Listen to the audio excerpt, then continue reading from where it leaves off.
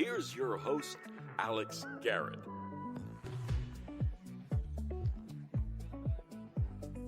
And indeed, here we are on all the different elements: YouTube, Facebook, Zoom. And I hope you're doing well today. Because tonight, and hold on one second. Let me just see if we can get myself on the camera here. There we go.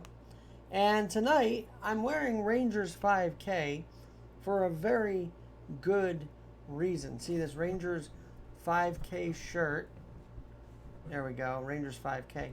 Because this shirt was the last time I had gotten to see one Rod Gilbert. Yes, that's Rod Gilbert and I from 2017, 2018. One of the last times I got to see him. May have been 19. And man, when I got the news that Rod Gilbert had passed away at only the age of 80, yes, the age of 80, 41 to 21, I was 41 to 21, 1941 to 21, I was devastated.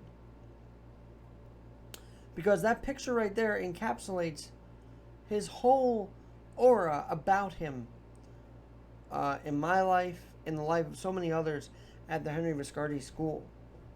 Because he was a man in the community. He not only brought hockey alive in New York City on the goal of game line, he was a man about town, a man in the community, right up until the very end. Do you know, just a couple months ago on Zoom, I got to see him one last time. He was on the Zoom with with Bobby Nystrom and a few others from Viscardi, and Viscardi alum Rise Up of Vision. And I got to say thank you to him for all the years he came out to the Henry Viscardi School in Albertson, Long Island for that event called Sports Night. And for all the kindness he shared. You know, in that photo at the Rangers Fun Run, let me tell you, before this picture, I had seen him. I ran right up to him, I jumped in his arms, and I was just so excited to see him. And it's those moments, like seeing him again on the Zoom, that you don't forget, because it could be the last time. Sadly, for anybody, it could be the last time. But Rod Gilbert's story is not just a Hall of Fame career, not just part of the Rangers' success, not just part of the Stanley Cup run in 1972. No. Rod Gilbert's career is also defined by what I would say, sadly, tragedy. Tragedy because in 1972, well, no, not in 1972, years before that, fans were being complete idiots and throwing debris on the ice in one of the games that he played. And his skate got caught, I think, on a coin and whatnot. This was way before his success with the Rangers. And he had a spinal fusion because his spine got whacked out due to this debris on the ice. Fans, do not throw debris on the ice. You could see that it could end a career like it almost ended Rod Gilbert's career. But he wouldn't let it. But I guess there was a bone graft that was involved in the spinal fusion, and the graft actually broke. And so Rod Gilbert tested again. This is thanks to biography, by the way. You'll see them in a minute.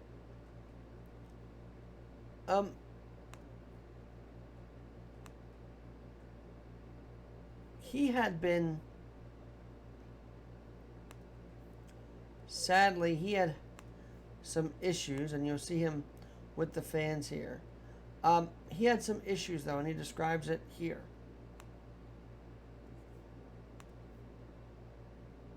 The operation to repair the bone graft was successful, But as Gilbert recovered in hospital, things took a turn for the worse. I choked and I went out. I mean, I died right there in the bed with Francis and Jennings there, the nurses, and then blew, and there's talking. They say, he's dead. I can't find his pulse. They had about 3 nurses, and there was 2 doctors. There was about 5 of them in there, working on him. I'm looking through them and around them, and I think I got even over the top of them, and I said, you got to keep him, you got to save him. And this entire time, I swear that I was out of my body, looking down, and I heard Francis say, after the nurse says, we lost him. Well, she says, bring him back, damn it, he's my best player. And I'm yelling at him because, I didn't want him to give up in any way, You can't go anywhere, you got to stay, we need you, we need you. I remember that very vividly. Bill James was a quiet guy, he didn't say anything, I think he was scared to death. I felt peace, and I felt tranquility, and I didn't feel pain. But the fact that Emile Francis used the words towards the nurse by saying to her, bring him back, he's my best player, offered me a reason to come back into my body. It's almost like an order. It's something that, I've read about many times, but little did I ever think that someday I'd be a witness to that. I've heard about the light at the end of the tunnel. I've never seen it, and I've never known anybody who's seen it. I think Rod did that day. From that time on, everything was a bonus.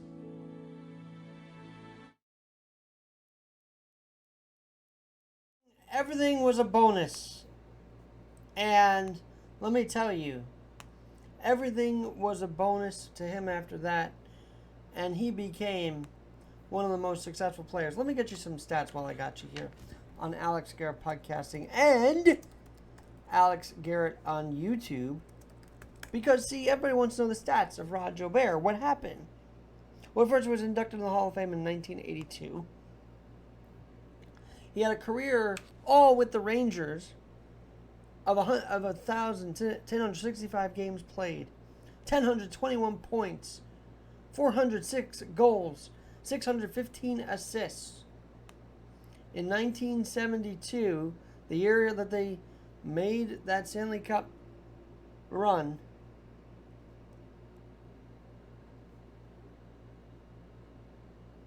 he was in the All-Star team. He was awarded the Hart Memorial Trophy. He had 43 goals, 54 assists, and 73 games played. I mean, guys, he was the real deal. And he was inspired by that out-of-body experience. You have to believe that. To be lying there almost dead. Then his head coach, Emile Francis, come back to life, and he does. And then he does something amazing on the ice almost every night with Hadfield. Thanks to biography for that footage. Thanks to my dad for even mentioning that biography, because it opened my eyes. Like, every day is a gift. 1,000% every day is a gift. Thank God I was able to get to LA and then back safely. Out there safely. See the family. My girlfriend. Come back safely. Thank God. And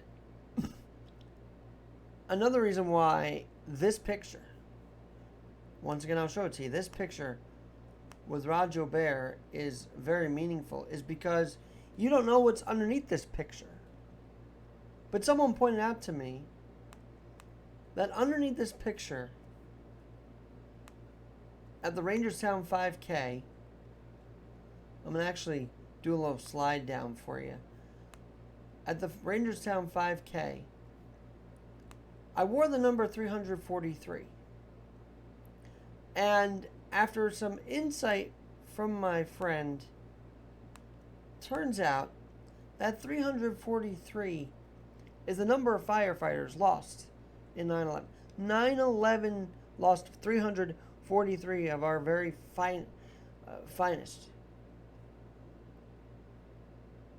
And the bravest, as they call it. The New York's bravest. The FDNY. 343 firefighters. So why in God's name did he have me on this day wearing 343 at the Rangerstown 5K? No one will know. But I swear it's something to be grateful for. To be honoring, even if unintentionally honoring those lost on 9/11 at the Rangerstown 5K. You remember the firefighters that were on the ice, the cops that were on the ice after 9/11 being honored. Mike Messier donning the firefighter's hat. I mean, those memories are priceless. But to carry that number around Flushing, around Queens, and then to stand in front of that very fire department in my Piazza shirt. See, Piazza, another guy that was part of this 20-year grief period by bringing us spirits lifted in 2001 with that homer against the Braves. To know how involved sports is, it feels like no accident that I would wear number 343. And so on YouTube you could see this, and on Instagram at AlexGNYC1. But that 343, I wonder, I have to research more if there's a 343 firefighter foundation. The number of firefighters lost on 9/11 that day. But then I looked at the wall in my house, and hanging there was a medal that they gave out to all the participants of the Rangerstown 5K, presented by North Ohio. So tonight on this podcast, and on Alex Garrett's vlog, I dedicate this Rangerstown 5K medal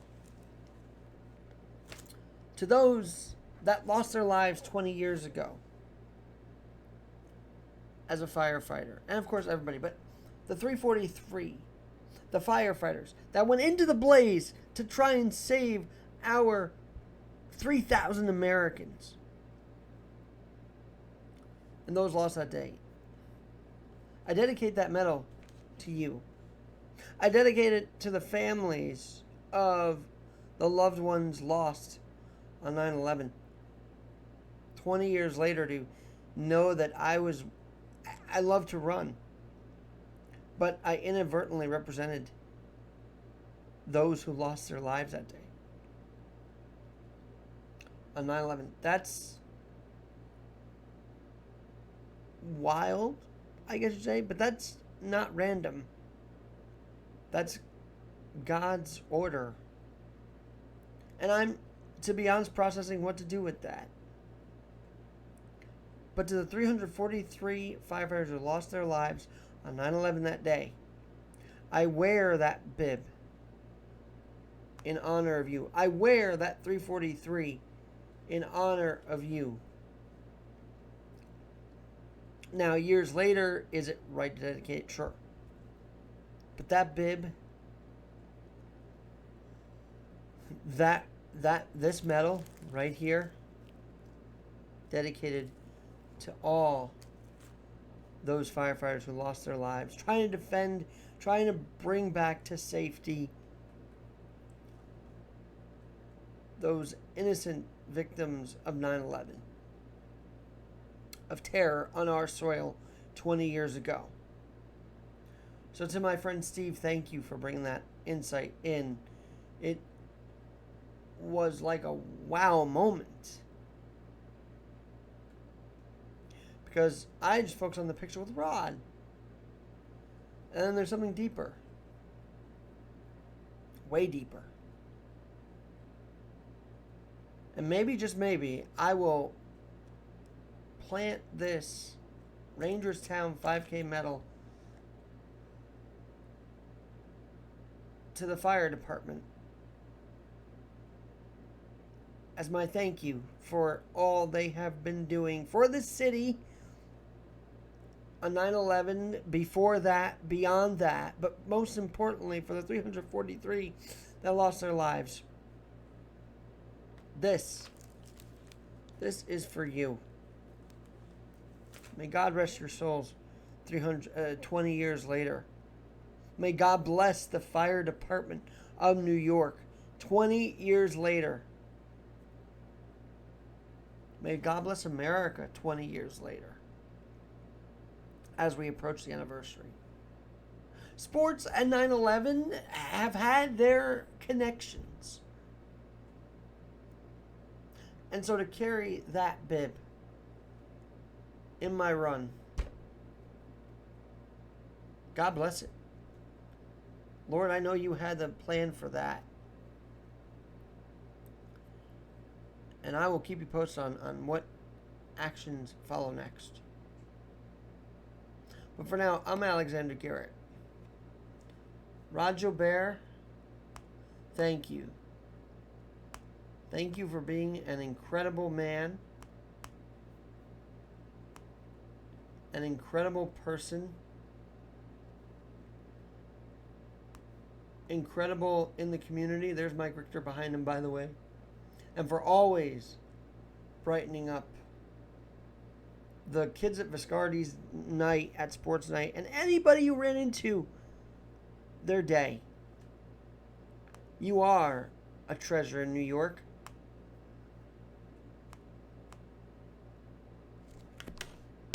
And we will no doubt miss you.